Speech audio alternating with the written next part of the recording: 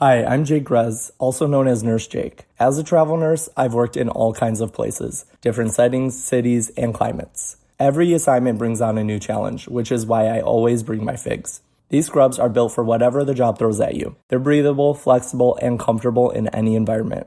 No matter where I land, I know they're going to keep me looking and feeling my best. And don't sleep on the details. The pockets, the features, the finishing touches, everything has a purpose, and it makes a real difference when you're moving nonstop. The fit is clean, tailored, and super polished, and they come in a huge range of colors. In other words, they feel great throughout a 12-hour shift, and they always look good. See every healthcare professional on Instagram. If you work in healthcare or know someone who does, check out Figs and get 15% off your first order at wearfigs.com with code FIGSRX. That's wearfigs.com, code FIGSRX.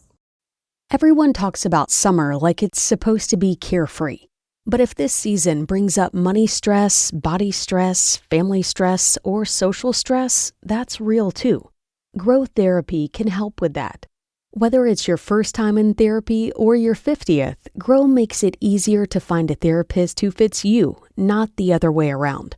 They connect you with thousands of independent licensed therapists across the U.S., offering both virtual and in-person visits, nights and weekends.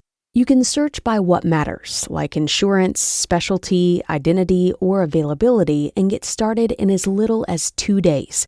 And if something comes up, you can cancel up to 24 hours in advance at no cost. There are no subscriptions, no long-term commitments. You just pay per session. Grow helps you find therapy on your time. Whatever challenges you're facing, Grow Therapy is here to help. Grow accepts over 100 insurance plans, including Medicaid in some states. Sessions average about $21 with insurance, and some pay as little as $0 depending on their plan. Visit growtherapy.com/booknow to get started. That's growtherapy.com/booknow. growtherapy.com/booknow. Availability and coverage by state and insurance plan.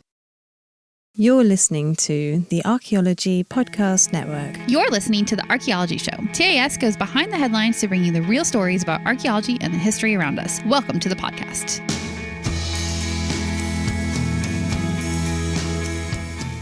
Hello and welcome to the Archaeology Show, episode 331. On today's show, we talk about Eastern European rock art, the exhumation of a medieval queen, and a long-lost ancient city. Say that again. And a long-lost Incan city. Let's dig a little deeper and hope we'll get the city right this time. Uncover those stairs. Let's cover those stairs.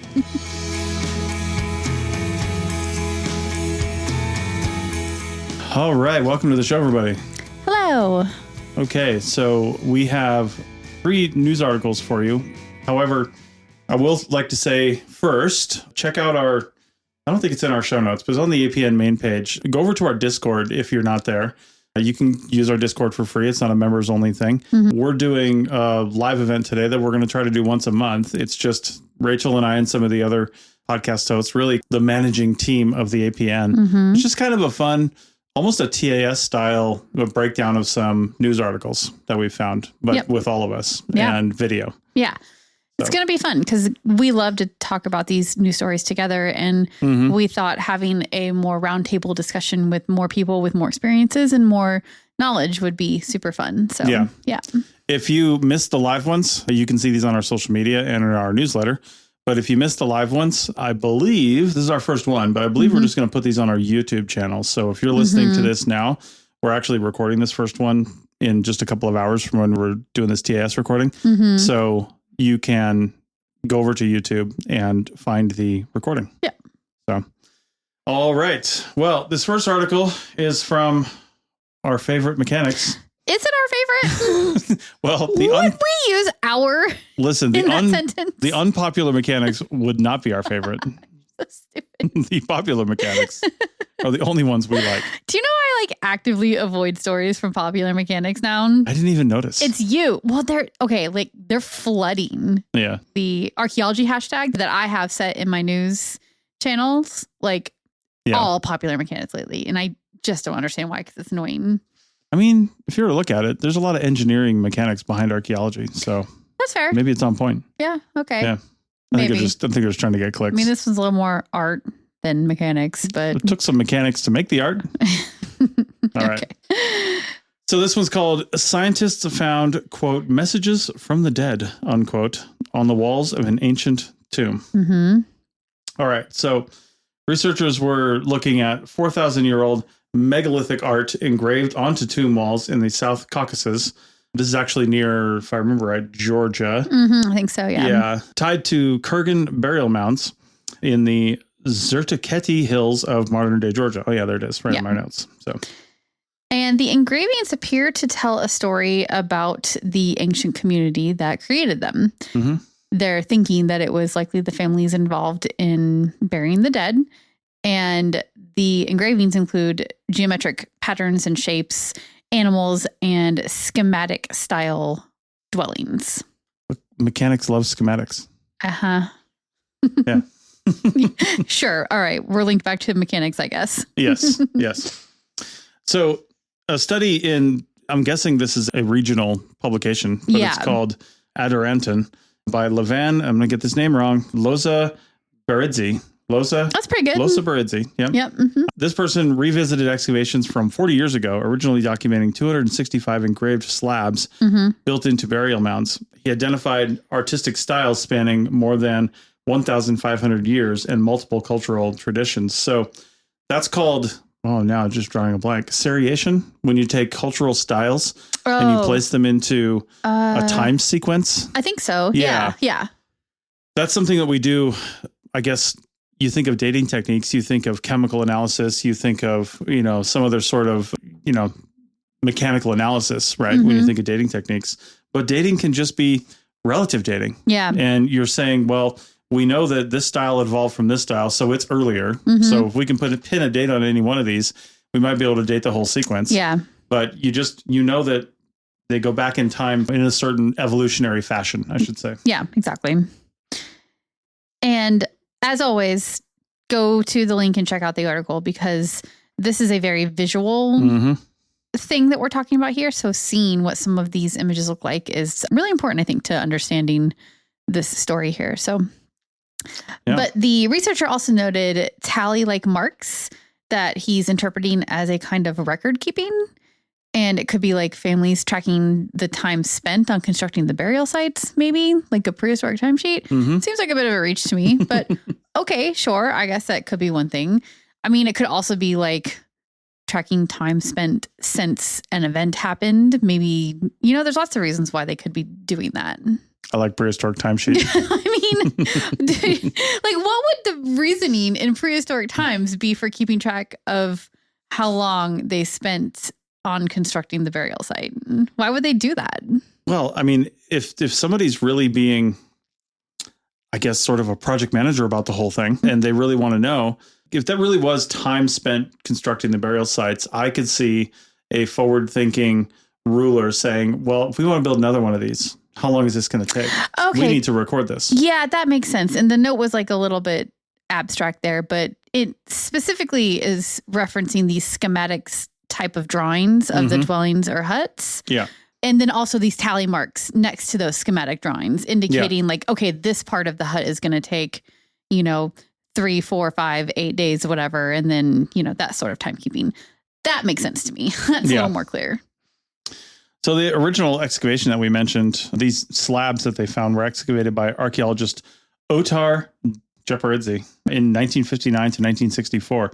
Much of that work was lost, though. This new guy, Loza Beridzi, it's literally the same last half of the name. Yeah, Ridze. Yeah, it's crazy. I don't know if that's just common in that area, in that language, or what. Yeah. It's like Johnson or something. Right. But he only had access to 32 examples of the incised marks via photographs and tracings and not the full collection. Yeah, such a bummer. So, it just goes to show you how important curation is because like the work that we're doing on archaeological sites today is great, obviously, but future archaeologists need to be able to see and analyze that work using new techniques, new ideas, and new theories to help interpret whatever it is, because time moves forward and we have a better idea about things. So bummer, but we're much better about that these days. Yeah. The kurgans, which are these burial mounds, are linked to the Trileti culture, which were active roughly 2000 to 1700 BCE. So that's, over 4,000 years ago. Yeah. And just under. Yep. They were known for intricate objects in precious metals and bronze. And they were known for creating intricate objects in precious metals and bronze. Losa Baridzi credits communities with both building and decorating the monuments. Yeah. So makes sense. Some of the motifs that are described include zigzag lines, chevrons, net patterns, triangles, spirals, dotted rectangles. And then there's also some animals like deer and bovids. And like we talked about, the hut or dwelling like drawings with the abstract lines or tallies next to it that are the labor time period, potentially. So there's a lot of different types of things being documented here. Yeah, the tallies and stuff seem like a bit of a stretch. Like, how do you actually know what that was for? They do. Could be counting, but counting what? It could be, but like right next to the quote unquote schematic of a house. Yeah, I mean, I get it. I could buy that, but also like, are we sure it's a schematic of a house? Like, Is it a schematic? Really? Right. That's kind of a stretch for a 4,000-year-old site as well. But it would be cool, though, if you knew what you're doing and you were like, we can't forget how to make this thing. Yeah. Let's sketch it out. This does feel a little bit like the danger of archaeology. Like, it's getting a little bit more into the storytelling aspect of it, where you try to figure out what and why people were doing the things that they were doing, but you don't necessarily have exact, clear empirical evidence of it. Right. But I still love the storytelling part of it. It's always fun to try and figure out things like that.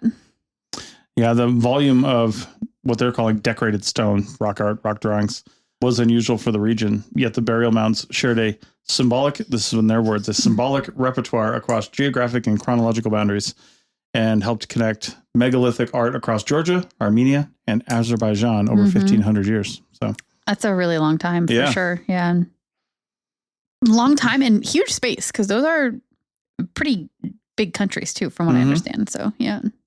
Yeah, they're hoping to do more excavations out here and future research, again, because of all that was lost from the original excavations. And they don't have anything that's radiocarbon dated, which would be, back in the 50s. They wouldn't have done that anyway. It was just being developed. Yeah. So, yeah, they wouldn't have had that. Well, isn't rock art like known for being, it's like notoriously difficult to date too in most circumstances, right? Yeah. Like, I wonder I guess they'd have to do excavation around these drawings to hopefully find some artifacts that may or may not be associated with them. Because you can't say for sure that something buried in the ground below a rock with the drawing on it is actually associated with that drawing. Yeah. But it could give you an idea if there is stuff there. Maybe they're associated. Could have been dropped by a prehistoric tourist 700 years ago. I mean, it could. Or maybe that was drawn and somebody, like maybe it became a thing that different cultures came back to because they knew it was there. And then so somebody else left something behind. The world's first national park. Yeah. Right. Like, can we go see the drawings again, Dad? You know what I always think about? Like, when we were working somewhere in Nevada, and I think you lost your compass, right? Yeah. You remember when you lost your compass? Oh, I remember. We looked so hard for it and could never find it. It was an expensive compass. It was a really expensive compass, and you lost it on one of the sites we were recording. I think it's crossing over a fence. Either way. Well, in my story, in my mind, you lost it on one of the sites we were recording. And now that compass has become part of the site. So like in, 200, 300, 400 years, if say archaeologists are recording it again, they're going to be like, oh, well, now we have the, early 2000s occupation of the site and it's your compass. So I think I assumed I lost it getting over a fence. And if I remember right, that was a big site that maybe crossed the fence. Oh, that might be it. Yeah. So maybe we were that's going why back and I have forth. that. Yeah. Yeah. But now, yes, future archaeologists are going to be like, what is this site? This site dates to roughly 4,000 years ago to 50 years ago. Yeah, I know exactly. Like ruins the dating. Yeah. But yeah. All right. Well, we're going to end it right there, but we're going to stay in Europe for the next article. And we'll talk about that on the other side of the break. Back in a minute. Welcome back to episode 331 of the Archaeology Show. And as I mentioned, we're staying in Europe here. And I lost it. There it is. So do you have your notes in order? I'm just scrolling. Anyway, we use this card thing and there's like 125 checkboxes. So many notes in there. Yeah. Anyway, so this one's called Skeletal Remains of Queen Elisenda, one of the most powerful rulers in medieval Europe, unearthed in Barcelona, along with several others who bore unexplained stab wounds. That's a hell of a title. This title is like doing everything it can to grab your attention. Yeah, it's from Live Science. It is. And it's our... Hey, Christina. Christina Kilgrove is the author. And, you know, we always love her work. So if we can get Christina a job with Popular Mechanics, I feel like we'll have gone full circle. That's just no to that. Christina, if you need a recommendation, please need mine. Don't do that to the world. I won't believe in any archaeology anymore. No, I'm just kidding. Anyway, no, this title did grab me because I was like, one of those powerful rulers, and I've never heard this name. Like, what? Yeah. And it's a little bit of a reach. I'm not going to lie. So we'll get to it, but it's a little bit of a reach. Mm-hmm. But this is really cool. So basically, in honor of the 700th anniversary of the founding of the Royal Monastery of Santa Maria Pedralbes in Barcelona. We're going to get that one right. We're going to say it a lot. I know, right? Pedralbes. And so they basically decided that they were going to open 8 14th century graves associated with the earliest years of the monastery. And I'm like, this is the best way to honor the building of a historical building ever. Yeah. Building of a historical building. Sure, that works. I don't know. I just love that. Did it feel inappropriate to you at all? There's like a little something in the back of my head. I'm like, why are they disturbing graves to this? But I don't know. I think they're far enough removed from anybody living today. Yeah. It's not like, and this isn't said in any disparaging way, it's just cultural, but it's not like Native Americans in, say, this country, and I think Canada and maybe even Mexico to a point, and probably some areas in South America, where they share ancestry going back as far back as we can possibly find remains. Yeah. Right? Those like, these are our ancestors. I don't care how far back they go. If they're here, they're ours. Yeah. But that's not how Europe is, right? Yeah. And they just see things a little differently. They do. And it's not like, anyway, there's a lot of stuff going on there that just makes it a different situation. But I thought it was cool and amazing, but then there's a little like pause in me that was like, but is it okay to do that? I mean, I think so, but yeah. I gotta say real quick too, the whole 700th anniversary thing. It was 20 years ago now that I spent time in England, actually in Jersey in the Channel Islands. And it was actually 2004, I think, or 5. Either way, it was 2004. Because they were celebrating that summer their 800th anniversary, not of like the founding of the town, because it was older than that. It was their 800th anniversary of gaining independence, basically, from France, I think it was, and they came under British rule. So... yeah, and this was the 800th anniversary of that. Right. Yeah, I was like, 800? I know. How does that even work? We don't have anything like that. Well, I wondered, you've really been doing this every year? Or did you just start this up like 50 years ago when somebody looked through a journal? Or, good point. Historical document. So, I don't know. Anyway, chances are they've been doing it every single year. Yeah, probably. Yeah. I mean, people get really excited about anniversaries, so. Right. Yeah. Right. Well, anyway, they opened these graves. Yeah, they opened a total of 25 individuals were found in the graves. In the 8 graves that they opened, which was like the first point where they were like, can we go these back numbers to don't add up. Can we go back to the overcrowded, undocumented cemeteries of a couple episodes ago? Oh, God, right. Yeah, totally. Yeah, so one of the ones that they opened was the grave of Queen Elisenda of Montcada, the 4th wife of King James II of Aragon and Valencia. And title. The reason why her grave was one of the ones that was excavated is because she founded the monastery in 1326, and it was for the Order of the Poor Clares. Work with somebody named Claire. I'm going to start calling her Poor Claire. Poor Claire. Yeah, right. So after James II died in 1327, Elisenda lived beside the monastery until her death in 1364. Yeah, it's like another 30 years almost. Time. Yeah. I know, and she was only married to him for like 5 years. I guess she was 30 when she married him in 1322. I looked this up because I was interested in her story. Again, I was like, who is this queen that I've never heard of? Because like I went through this phase like 10 or 15 years ago where I was just like voraciously reading every biography of every like British and European royal that I could find. I was just so interested in royal genealogies, and I'd never heard of her. And granted, this is a very long time ago, but also I think the biggest thing she did of importance was establish this monastery. That was the thing that she did, because she was only queen for 5 years, and she was only 30 when she became queen. So she was 35 when he died. And then, from then she had the rest of her life to just focus on this. You wouldn't do that if I died. You'd be like, I'm moving on. Are you kidding me? I would just hermit up here and never leave. That is exactly what I would do. Just become a monastery. There you go. Yeah, exactly. Yeah.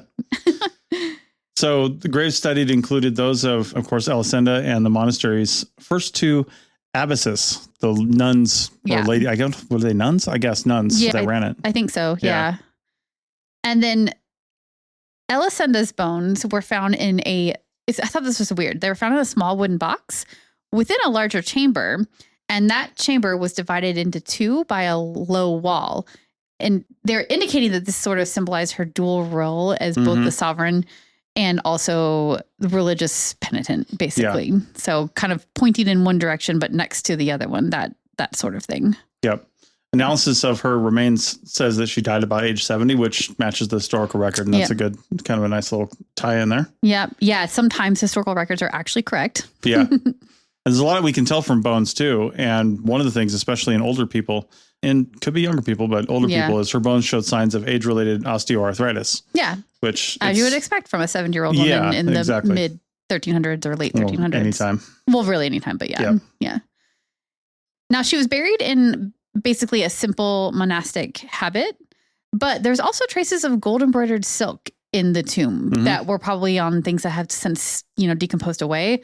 I'm like, does she have like little gold panties on or something like underneath her habit? I'm completely making that up. Yeah. So don't quote me on that. But like, that's how I read that in my head. I was like, oh, she had some like gold stuff. Wow. But really in reality, it was probably like gold lined handkerchiefs or something like that were also in her tomb. It's just that they've all decomposed away. Right. She also had aromatic herbs, including rosemary and myrtle, discovered with her remains, because dead bodies stink and they don't want to stink. Indeed. So, yep. I'm sure those had other significance as well. The tomb of the first abbess, I keep wanting to say abscess, but that's not right. Abbess Sobirana Olzet was mostly consistent with what is known about her life. This one was the most fascinating to me. Yeah. Her skull showed facial injury likely caused by a knife shortly before or at death. Researchers are still investigating the cause of that injury. I'm like, is this like a case of like, let's cover up what happened, bury her super quick? Like, yeah, she was knifed in the face by somebody in the middle of the night, but like, we'll just pretend she died in her sleep and like move on with our lives. We've been watching Law and Order, and I just hear Lenny Briscoe saying, well, I guess she wasn't making that a habit. Oh, God, you're terrible. Oh, man. Yeah, but that, I mean, obviously I'm, again, applying a story to this, but that's kind of what it seems like. Yeah, the tomb believed to belong to Knight Archfocus. I don't know. Fosses. Yeah. Contained no male remains matching him. Yeah, which is crazy, right? Instead, it had the remains of 2 adult women and 3 children. I'm like, is this early transgender situation? Maybe. I don't know. I think they're just like, get out, bro. Maybe they created his tomb before he died, but then all these other people, maybe possibly related to him, I don't know if they can tell that died, and then they filled up his tomb and he's buried somewhere else.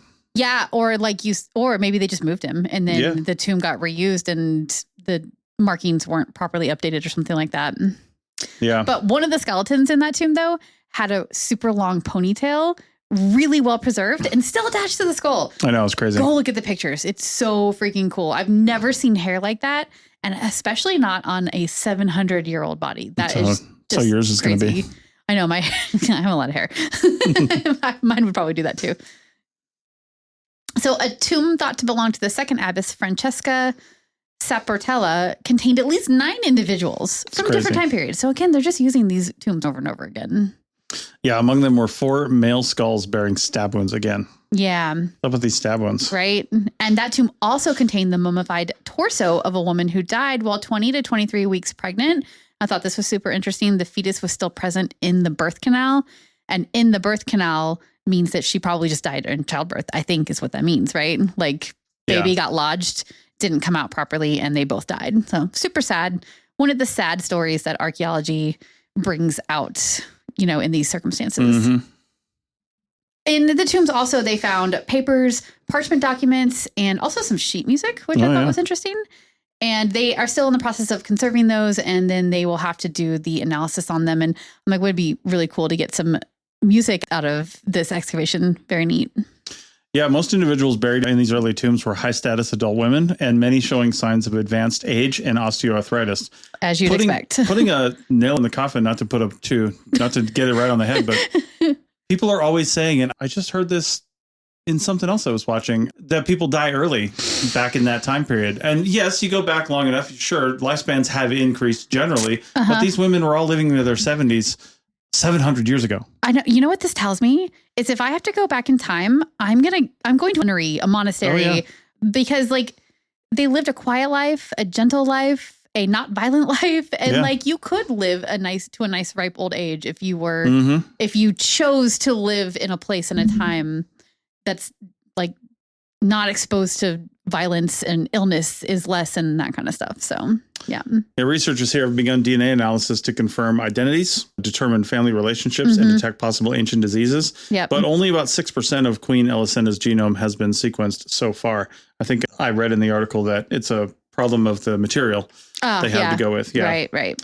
Yeah. And then final results from the analysis of the bones, textiles, documents, and plant remains are expected in mid-2027. So it takes a long time to go through all this. Well, let's cross our fingers for some music, because that would be the coolest thing, is if they get some music off of those pages. Yeah, play the sheet music. Yeah, right. Nice. All right, well, we're going to move from Europe over to South America. My favorite place. In this next article. Back in a minute. Welcome back to episode 331. And we've got another article for you. This is, I got to say, it's kind of a long one. Okay, well, the article is long, but we'll see how long this segment ends up being. Yeah. But this is from National Geographic. And I just got to tell you, if you are an Apple News Plus subscriber, and I do mean plus, because the plus gets you access to magazines, and National Geographic is one of those magazines. So yes. However, I know I've still decided that I want to get a subscription to National Geographic again. I mean, like, yeah, we were reading through this story, and like the pictures are so pretty. And this is like their cover story for this month. It looks like for June. This is a big article with lots of pictures. It's really pretty. And I was like, man, I would love to just be like thumbing through this in an actual magazine and looking at real pictures. It would just be so nice right now. Can't you use your thumb to advance the page on your iPad? I did do that, but yeah, right. I don't know. There's a lot of cool pictures. So definitely hit the link and go check out the photos, because there's some cool stuff to see there. Yes. All right. Well, this particular article in National Geographic is called "The Search for the Inca's Lost Citadel." And actually, you may see this in other places, but the thing here is they were digging and they found a massive collection of these sequins. Yeah. Like gold and some gold, mostly copper, and I think some silver as well. Yeah, they look all green because those are just the copper ones. Yeah. It's the second picture technically in the article. So the first picture shows the big site, which, to be clear, they knew this site was there. They've just been actually excavating it recently. And then the next picture is all the sequins. But those sequins were recovered at a site called Taagachulo, which is a large Inca-era settlement that is located on a mesa above the Apurimac River in southern Peru. And like I said, go look at that first picture, because you can see how like interesting that mesa formation is, right? And to have a city on the edge of it like that, it's very cool looking. And man, can you imagine like living up there as your home and like going up there every day? No, not every day. I think I would just hang out at the top. Yeah, I know, that's true. Because my God, that looks awful. Well, you had to leave and like go, hunting and stuff. So like you had to leave at some point, but man, could you imagine like dragging a kill up that thing? I mean, like, how do you get? Yeah. It's just completely isolated. So. Well, it's a fortress. It was meant to be a fortress. Yeah. They think. And that's what citadel. Yeah. Generally means. That's what they call it. But we'll get to what they think it might be. So, well, the site itself covers 43 acres, which makes it about 4 times larger than Machu Picchu, which is crazy. Yeah. I feel like it isn't saying a whole much. Machu Picchu seems kind of small. It's not. It's huge. I've been there. Yeah. But it's like the stuff that you always see in pictures, the major formations in buildings. Yeah. I feel like the site's not that big for that part. I guess not. It seems much bigger to me, but yeah. And archaeologists have visited the site for decades, and they knew it was there, like we said, but initially, probably just like what was seen on the surface, they just found the ruins of the structures and then pottery fragments, not much more than that. Until September of 2022, when archaeologist Dante Walpayunca and his team discovered a major cache of, like you said, the nearly 3,000 gold, silver, and copper sequins. Yeah, that's pretty cool. And that made them look at the site a little bit closer, like, oh, okay, we've got some high-end stuff going on here. Like, what was the site actually? I want to know what grad student had to organize them in that grid pattern for the picture. I know, the picture is so cool, right? Yeah. Somebody was like, oh, this picture's going to be good. Yeah. And they like spent a lot of time doing that. A lot of time. Yeah. It's not all 3,000 of them either. It can't be. No, it's not. It's just a nicely organized selection of them. Yeah, they were identified as decorations from ceremonial garments worn by Inca elites in the early 1500s. This goes back to something we talk about all the time, is knowing what an artifact looks like. And you've seen other things like this in the culture, and you know generally where this sort of technology, for lack of a better word, or culture, or I guess art, if you want to look at it that way too, whatever the shape and function of it, you know where this sits in the Inca history. Yeah, exactly. And these are really important, and like really important people would have worn these, or for maybe not people necessarily, but the ceremonies that they were involved in were very important, you know? So having that context now for the site makes you go, okay, how important was the site? What was going on here? And so they continued on with their excavations, and it sounds like they just kept finding more and more stuff. Nearly 600 structures, and those include, you know, homes, of course, but tombs and shrines and ceremonial buildings as well. A much bigger complex than it was originally thought to be. Yeah, they now view this. This is the first time I've said this. Ta'agrechulo. They now view it as a major political, economic, and religious center of the Inca Empire. Yeah. Rightly so. Yeah, for sure. And they believe it may also be the lost Inca city and fortress known as Caucagua. Yeah. And that, I think, is the interesting bit that they don't have confirmation of yet, but they do have these colonial era accounts of a city or town or settlement called Caucagua. And it was, you know, known as one of the empire's most sacred religious centers in these colonial accounts. But we didn't know where it was. We still technically don't. There's just speculation here. And the historical sources from the time period also have Caucagua as being the site of a major battle during the Spanish conquest. So, you know, these guys are writing about this place, but we just didn't know where it was. So now there's speculation that this site might be it. Right. In the early 90s, archaeologists Alicia Corita and Maritza Candia were among the first scholars to systematically survey the site, and they discovered artifacts from both the Inca and the earlier Wari civilization. Yeah. The Wari finds suggest that the site had a longer and more complex history than previously thought because it's layers of history. Yeah, longer occupation. And I think it's pretty well known with the Incas, too, that they brought the neighboring communities into the Incan Empire, right? So it would make sense that you would have remnants of an earlier culture there, because I don't know how much time there was between Wari and Inca. So if there could have been an abandonment period in there, but I'm just speculating that, you know, they just were brought right into the Inca Empire the way the Incas did things. So, and here is the first scene in the movie about this. This is what I'm going to say next. And Indiana Jones 6, or the movie, whatever they're going to call it, this will be the first scene. Corita later worked with archaeologist and National Geographic explorer Johann Reinhard. Reinhard had been searching for the location of the legendary Caucagua. So he's like the money in the Indiana Jones movie, or like the eccentric archaeologist who wants to know where something is. I feel like if there was a parallel in the Indiana Jones universe, he's Indiana Jones's dad. Yeah. Okay. Yeah. Like he's just this scholar. He's been working on this thing. You know, continuing on here, his research drew on a 1553 chronicle by Conquistador Pedro Ceza de Leon, which described Caucagua as one of the 5 most important temple sites in the Inca Empire. Yeah. So he's literally got this, you know, 500-year-old book or manuscript, journal, whatever it is. And he's reading through this thing and trying to find the clues. This is a movie. Yeah, I know. It really is, right? And there wasn't just that one chronicle. There was another colonial manuscript by a guy named Juan de Betanzos. And that also provided all the details about Caucagua and the battle that was supposedly fought there. Yeah. So he's got multiple pieces of information from different people saying that there's a place called Caucagua that was important to the Incas. And it's like, okay, where is it? We need to find this thing. Yeah. According to Betanzos, Inca rebels used the fortress to resist Spanish rule after the conquest began. But this fortress has a huge advantage and one glaring disadvantage. Like if you've got the supplies up there, you could hold out for a long time. For a long time. The minute that starts to run out, you have to get off that freaking hill. Yeah. And there's only a few ways off of it to begin with. And the Spanish basically just besieged the site and blocked access to food and water and just waited. That's all you have to do. I mean, that's a big ask because you're asking an entire army to wait outside of a place until it runs out. And you might not know how long that's going to take. But in this case, the fortress did fall, according to the historical documents. And many inhabitants allegedly, like, even jumped from cliffs rather than surrender. It was that kind of a situation. So, yeah. After visiting Taaguachulo in the 1990s, Reinhardt argued that its geography matched the descriptions of Aconcagua. But for many years, most archaeologists remained unconvinced because I feel Rightly like archaeologists, archaeologists like to remain unconvinced. Well, okay, that's partly it, but like it's not like he walked under an arch that said "Welcome to Aconcagua" on it, right? You know, like, and I don't even know if Aconcagua was it probably wasn't the name that the Incas had for it. Maybe it was. They don't mention that in the article. That I'm guessing that was probably the Spanish name.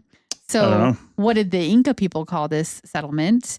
And then you have the current name, which is the Spanish Peruvian name for it, which where did that come from? So like you have all these different names. So it's really hard to like match things up with historical documents and then what you're seeing present day and then what happened in the past. It's hard. Yeah.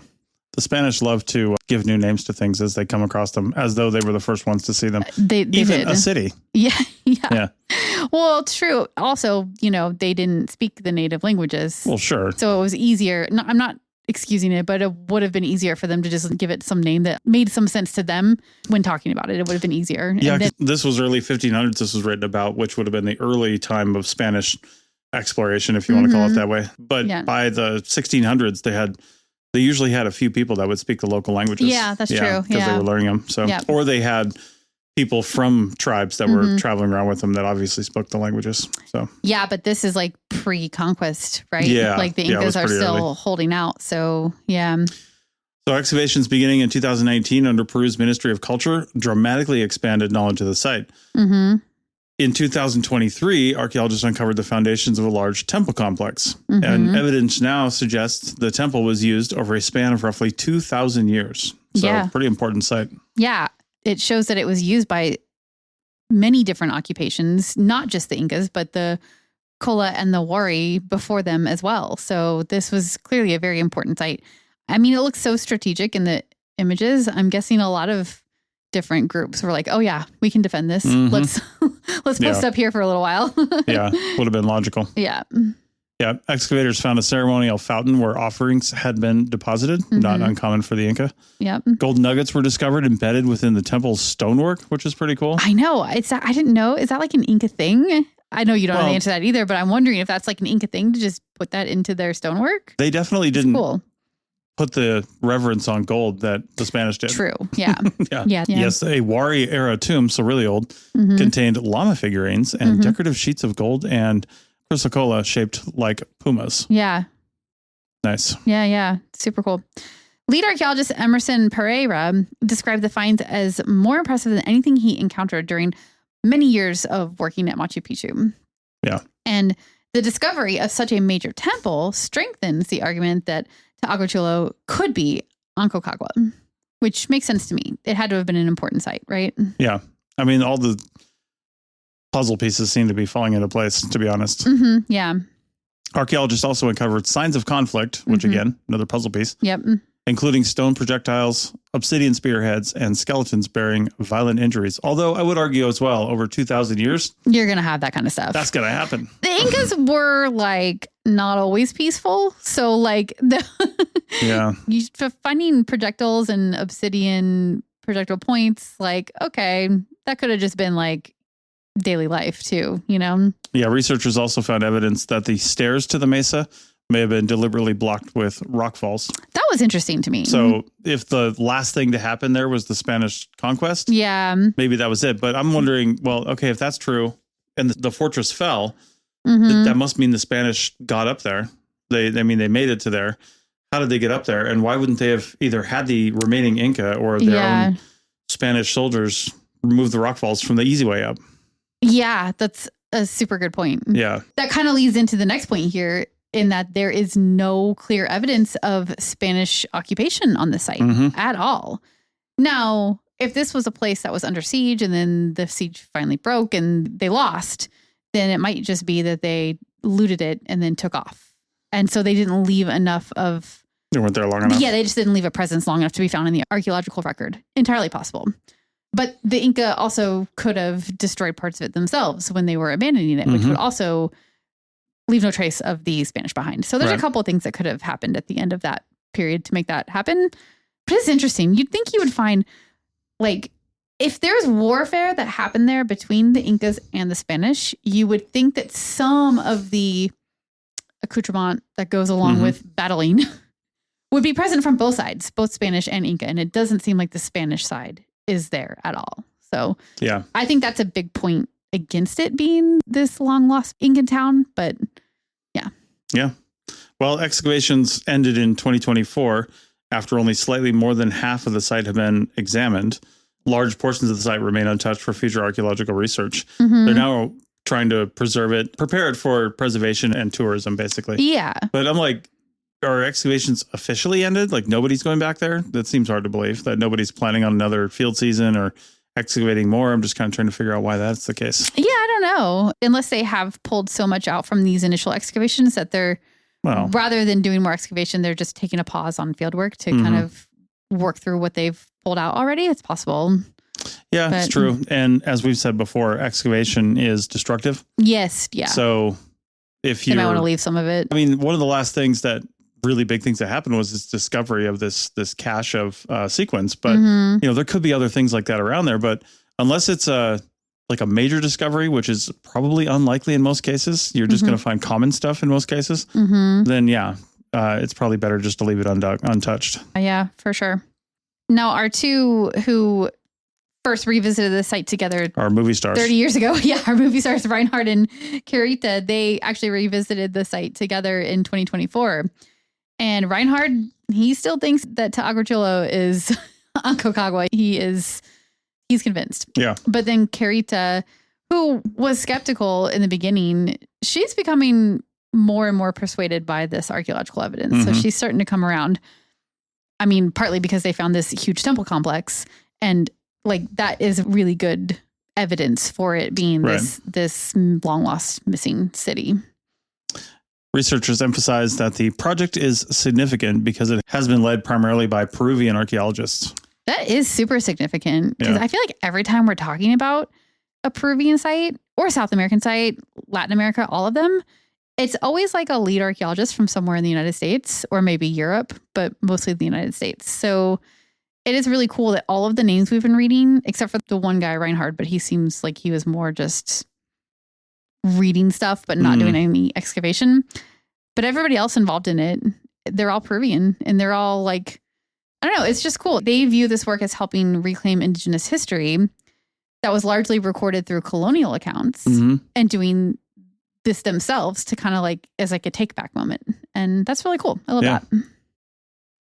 Archaeologists regularly share discoveries with local communities to strengthen cultural identity and historical awareness. So, you know, even if they're archaeologists from out of town, so to speak, they try to share that. They try to, and show the significance. And not that this was necessarily happening here, but there is a lot of looting in other countries because people find that, hey, if I take something from here, then I can make money for it and I can feed my family, right? That's very common in South America. It's common in Africa. It's common in a lot of places in the world. But if you can show them that, hey, this stuff has way more value than, you know, the money you're getting for it. This is your ancestry. This is your history. I mean, they might find that hard to believe and trying to put food on the table, but you know, the more you can do that, the more you might get people want to go become archaeologists and then study themselves. Yeah, for sure. It's interesting because when I worked in Peru 25-ish years ago, I was there for 3 seasons in a row. And it was at that time, sometime during that 3-year period, the Peruvian government started requiring that there be a Peruvian archaeologist on site at all times. And it was great. I mean, they like the guy that came out to help us was just a grad student like any other, but he was from Peru and he was studying in Peru. And it was really nice to have somebody with his cultural background on site because sometimes he did know things that we didn't necessarily know. Sure. It wasn't always about the archaeology itself. It was maybe a little bit more cultural cultural construct around like where we were working, because we were working closely with local villages and stuff too. It was sometimes maybe a little bit more insight into that relationship rather than the archaeology itself. But either way, like it was super helpful to have him on site and part of our team. And so I'm guessing that program has just continued to grow in Peru and probably in other countries as well to help bring more local people into what has in the past been a very colonial, colonial field. You know, Right, archaeology is very much a colonial thing, or has been in the past. Yeah, for sure. Yeah.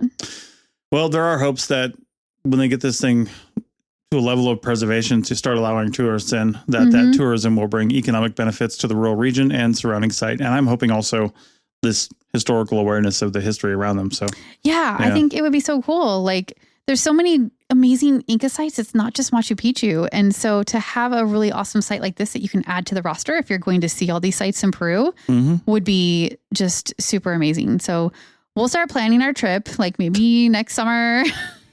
I head down there, hit all the major Inca sites, including hopefully this one. It's a deal, right? Right. Yes. All right. Well, you just said yes to that. And I mean, didn't expect an immediate yes, but sure. I mean, I'll go to some of those places. Yeah. I'd love to go back to Machu Picchu. It was amazing. Indeed. Yeah, I've never been there. Yeah. So. All right. Well, that's the last article. So with that, we will see you next week. Bye.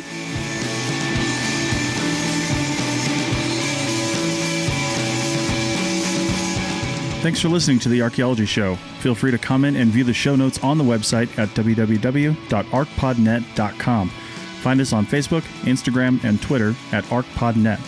Music for this show is called I Wish You Would Look from the band Sea Hero. Again, thanks for listening and have an awesome day.